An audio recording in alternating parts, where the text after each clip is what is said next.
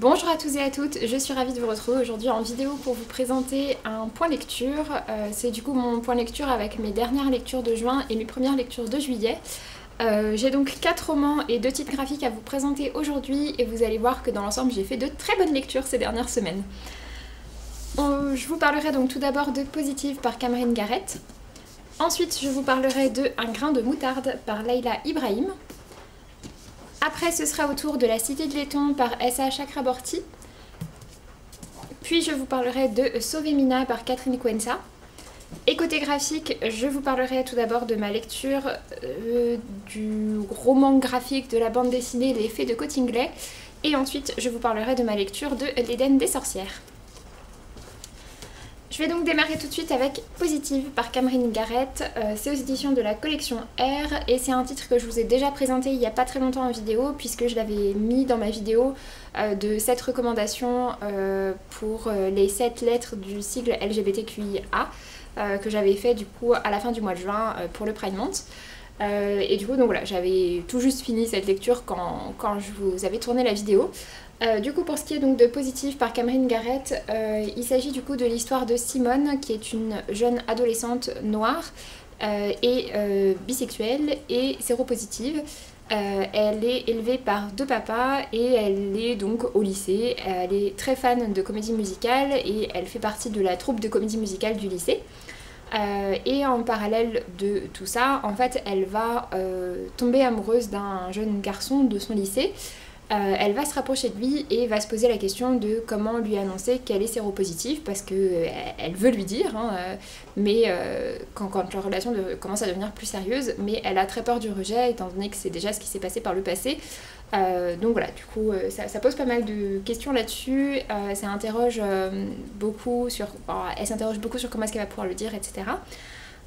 C'est un titre que j'ai trouvé extrêmement informatif et très bien documenté sur le sujet du VIH. J'ai trouvé ça hyper intéressant et je pense vraiment que ça apprend beaucoup de choses sur la séropositivité, sur la contraception, sur la charge virale, enfin vraiment sur plein de choses, aussi bien de ce qui concerne des personnes séropositives que des choses qui concernent juste tout le monde et qui ont rapport avec voilà, la contraception, se protéger, etc. Et je trouve ça hyper bien fait et hyper intéressant.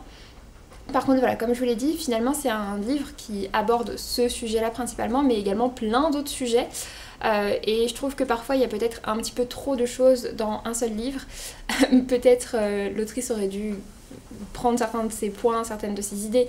Pour d'autres romans, on parle notamment de ce qui s'est passé pour ces 2 pères quand ils se sont rencontrés, comment est-ce que ça a été accepté par leur famille, de leurs histoires familiales, enfin voilà, on parle vraiment de plein de choses dedans. Et je trouve que peut-être il y en avait un peu trop et que du coup ça peut amener un peu de confusion.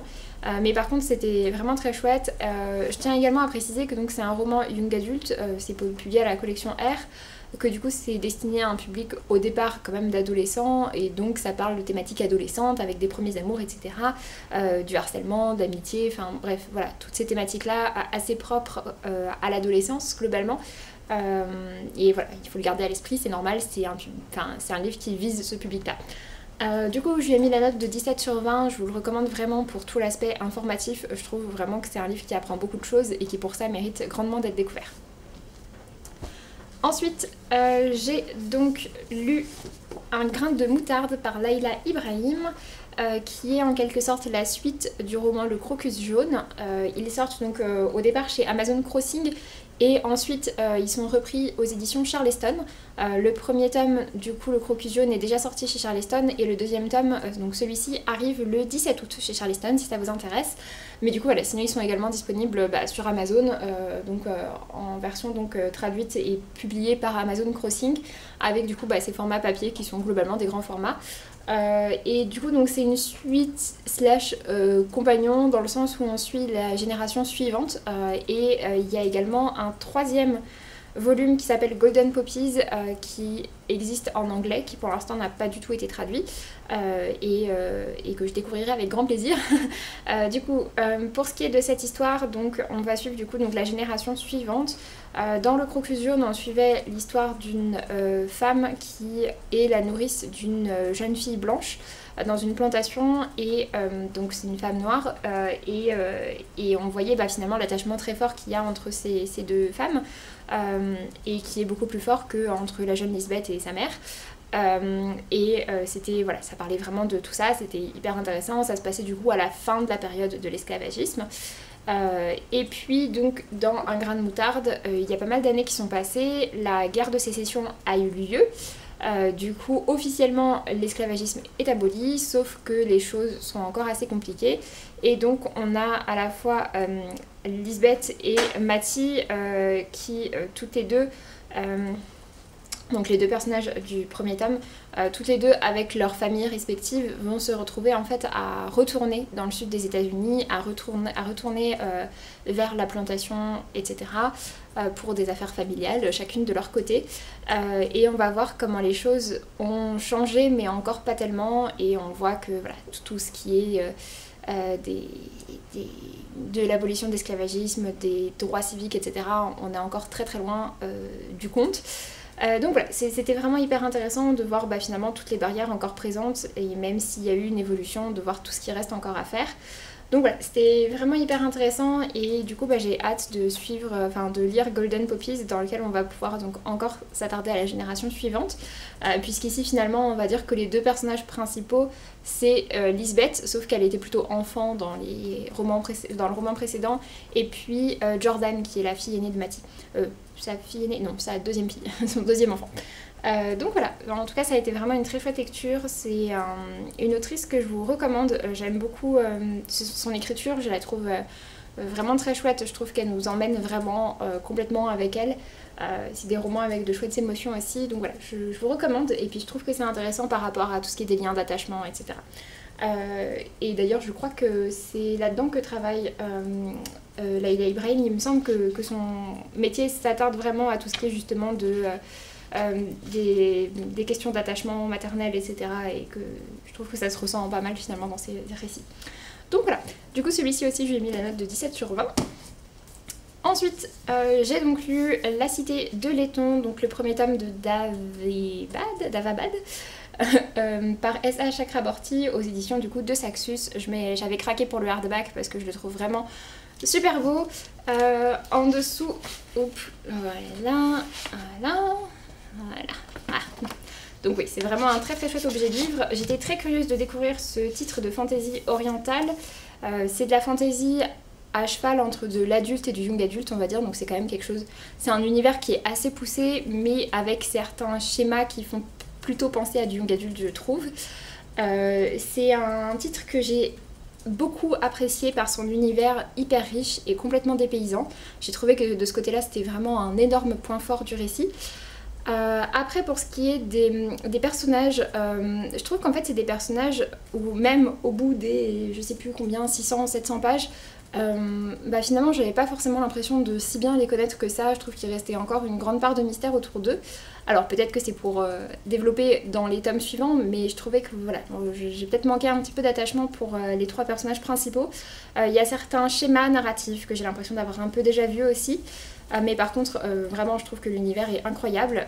D'ailleurs, il y a un glossaire à la fin, mais il aurait mérité d'être un peu plus développé parce que vraiment l'univers est très très riche. Puisque du coup, on est en gros dans un univers de fantasy orientale avec des djinns, etc. Et on nous explique que donc il y a la cité de Laiton, qui est une cité dans laquelle vivent les djinns. En gros, le roman commence plus ou moins dans notre monde, au Caire. On suit l'histoire de Nari, je crois, c'est ça, Nari, qui est une jeune femme dans le Caire du XVIIIe siècle. C'est en gros une jeune arnaqueuse, etc. Et elle va en fait se retrouver en compagnie d'un djinn qui s'appelle Dara, en version courte, qui a un nom très long mais qui se fait surnommer Dara, et qui va du coup l'entraîner finalement dans son monde qui est aussi le monde de Nari, puisque elle fait également partie de la grande famille des djinns. Il l'entraîne du coup avec elle pour l'emmener donc à la cité de Laiton. Et à la cité de Laiton, on suit également le point de vue d'un prince qui est pas l'héritier mais qui est le petit frère de l'héritier en gros. Voilà, c'était vraiment intéressant. Et ouais, juste pour cet univers, je vous recommande vraiment la lecture. Pour l'univers aussi, j'ai hâte de lire la suite quand elle sera traduite, parce que j'ai vraiment très envie de retourner dans cet univers et de voir ce que deviendront les personnages, même si voilà, je trouve que les personnages n'ont pas forcément été le gros point fort pour moi. C'est un récit que j'ai quand même mis assez longtemps à lire, d'autant plus que je l'avais laissé en pause pendant un petit moment. Mais c'est vraiment, ouais, c'est vraiment quand même une lecture que je vous recommande si vous aimez la fantasy qui peut être un peu lente et que vous lisez de la fantasy plus pour l'univers. Voilà. Pour ma part, c'est pas quelque chose qui me dérange particulièrement, donc c'est aussi pour ça que ça m'a plu. Et du coup, donc celui-ci aussi, je lui ai mis la note de 17/20. Ensuite, j'ai donc lu Sauver Mina par Catherine Coenza, c'est aux éditions Scrineo et celui-ci donc c'est un service presse. C'est un titre que j'avais très envie de découvrir parce que j'ai vraiment bien aimé de Catherine Coenza, L'assassin du Marais, qui était assez féministe, historique aussi, et puis avec un petit aspect policier. Elle a également sorti chez Scrineo L'Hôpital des Sorciers, qui m'a un petit peu moins convaincue. Mais j'avais très envie de lire Sauver Mina, même si le thème m'effrayait un peu, puisqu'en fait on va parler de l'histoire de jeunes filles qui se retrouvent dans l'enfer de Daesh. C'est un titre qui est vraiment très dur, mais qui est également très fort. Et ouais, c'est un titre que je vous recommande, mais que je vous recommande si vous êtes quand même bien accroché. C'est publié chez Scrineo, mais je vous invite à le faire découvrir à des grands adolescents, en tout cas si ça doit être des adolescents ou sinon à des adultes, parce que vraiment c'est un titre qui aurait vraiment sa place en adulte, je trouve. On est du coup sur un récit de fiction, même si on croise dedans des personnages, enfin des personnes qui existent réellement.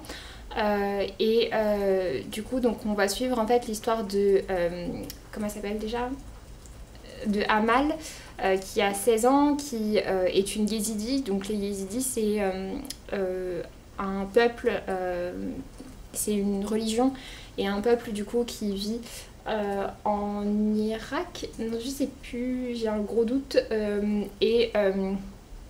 Mais c'est une religion en gros qui est très minoritaire.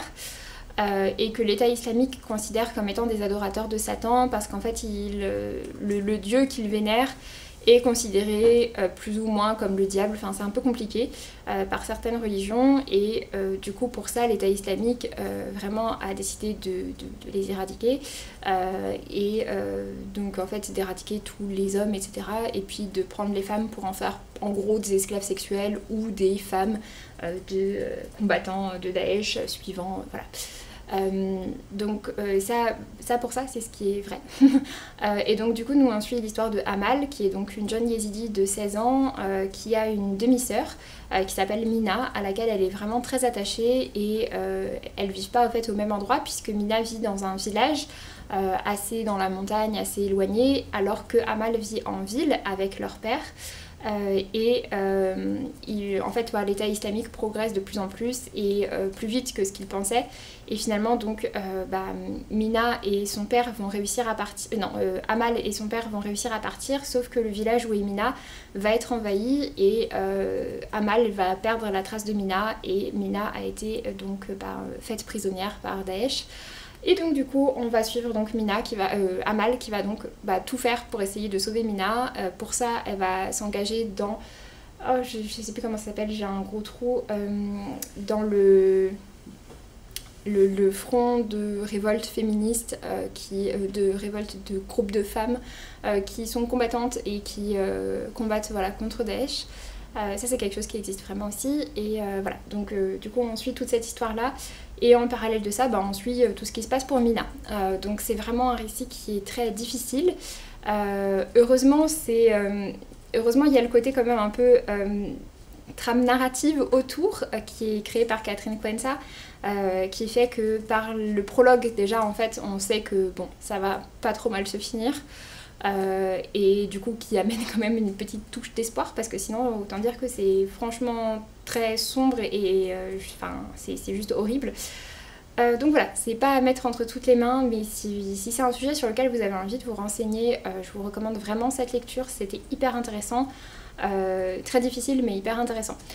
Donc voilà, du coup je lui ai mis la note de 18/20. Et pour passer côté graphique, donc avec des choses un peu plus légères, tout d'abord on a Les Fées de Cottingley.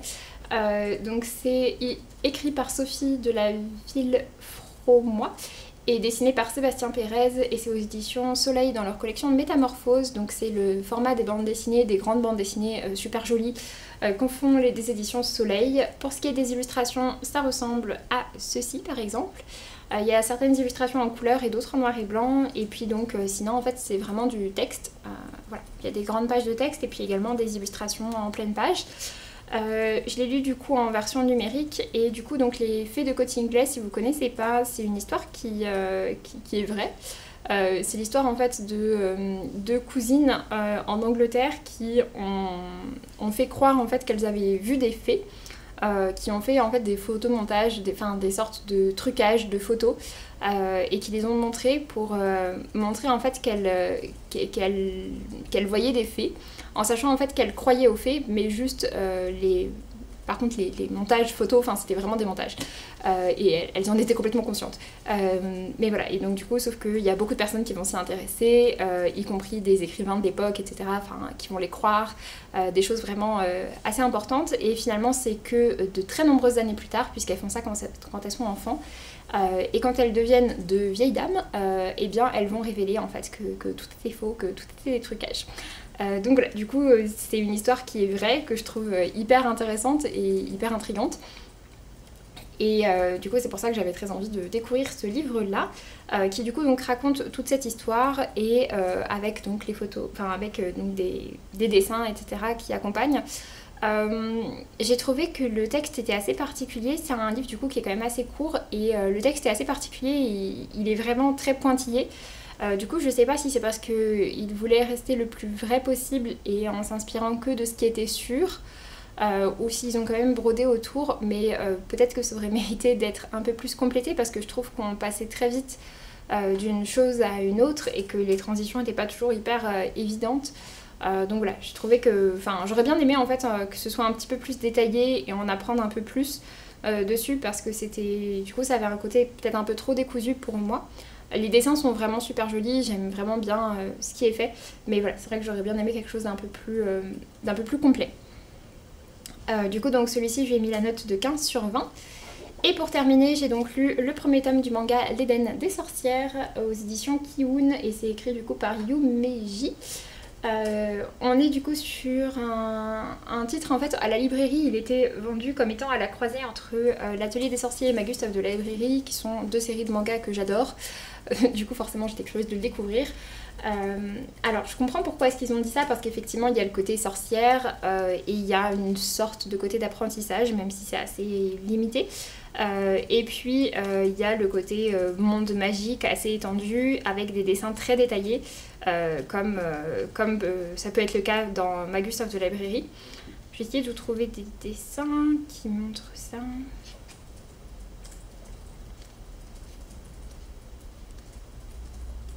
Alors.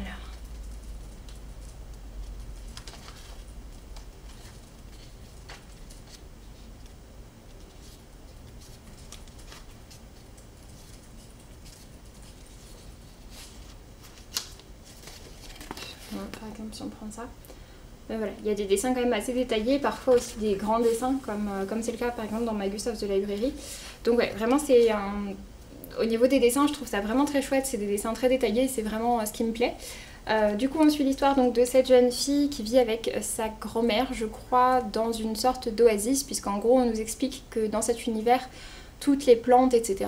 ont disparu, sont mortes, et les seuls endroits où il en reste, c'est dans les endroits qui appartiennent aux sorcières, sauf que les sorcières sont chassées, parce que les dirigeants, etc. estiment qu'en fait les sorcières ont tout récupéré pour elles, alors qu'en fait les sorcières essayent plutôt de les sauver de la destruction du monde qui est faite par les humains. Mais du coup voilà, tout est asséché autour, les ressources sont vraiment très limitées, etc. Et donc du coup nous on suit cette jeune fille qui est du coup l'apprentie d'une sorcière. Elle n'a pas spécialement de talent, enfin en tout cas ses talents sont assez limités, et il va y avoir quelque chose, elle va du coup se retrouver obligée à fuir, et suite à un événement où elle va se retrouver en danger, il y a cette énorme créature derrière elle qui va apparaître pour venir l'aider, et qui est en gros un mi-loup, mi-feuille arbre. Donc voilà, il y a un côté du coup assez écologique dedans et une histoire qui est vraiment chouette. Donc ça parle de sorcières, voilà, de nature, de transmission. C'est intéressant, pour l'instant c'est assez introductif, mais ça m'a quand même donné envie de découvrir la suite. Du coup ce premier tome est sorti le 1er juillet je crois, et la suite est prévue pour le mois de novembre, si je dis pas de bêtises. Donc voilà, en tout cas je suis curieuse de découvrir la suite de cette série. Je ne l'ai pas trop vue passer pour l'instant, donc j'espère que je vous aurai donné envie de le découvrir. Surtout voilà, si vous aimez toutes ces séries comme Magus of the Library, l'Atelier des sorciers, etc. Sur ce, j'en ai donc fini avec cette vidéo, j'espère que ça vous aura plu. N'hésitez pas à me dire si vous avez déjà lu certains de ces livres, s'il y en a certains qui vous tentent, ou bien ce que vous êtes en train de lire en ce moment. Et puis donc pour ma part, je vous laisse et je vous dis à très bientôt pour une prochaine vidéo. Salut!